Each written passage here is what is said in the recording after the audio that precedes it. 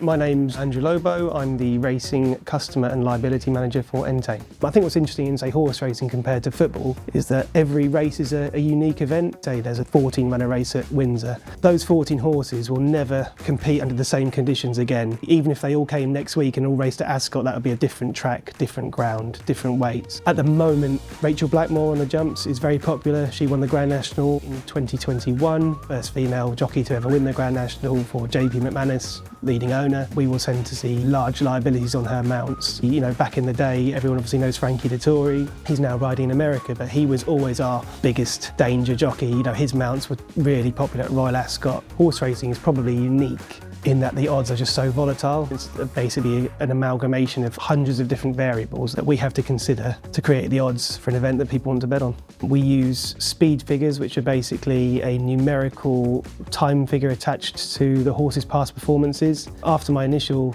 odds are put out there, we would be shaping our markets depending on the weight of money for the different horses across the industry. I'm Tim Smith. I'm a manager within the horse racing and greyhound trading team. The vast majority of punting on horse racing takes place in the 10 minutes before the race, particularly when we talk about the day-to-day races like today's Lingfield card.